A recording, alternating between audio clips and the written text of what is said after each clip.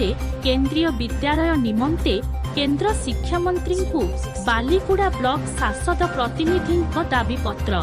सूचना मुताबक केंद्रीय राष्ट्र शिक्षा मंत्री डॉक्टर सुकांत मजुमदार दिनिकिया कंधमाल गस्तरे आसिथिबाकु नै बालीकुड़ा भारतीय जनता पार्टी पक्षरु दलीय स्वागत संबर्धना जणाइबा सहित अंचल शिक्षा समस्या नै बालीकुड़ा ठारे एक केंद्रीय विद्यालय स्थापन निमंते कंधमाल सांसद श्रीजुक्त सुकांत पाणिग्राही उपस्थिति रे बालीकुड़ा ब्लॉक सांसद प्रतिनिधि श्रीजुक्त रंजीत कुमार साहू एक लिखित दाबी पत्र प्रदान करिसेंती। सांसद प्रतिनिधि साहू समेत बालीकुड़ा नगर प्रतिनिधि श्रीजुक्त आदिकंद पटनायक और बहु वरिष्ठ नेता कर्मी उपस्थित थिले।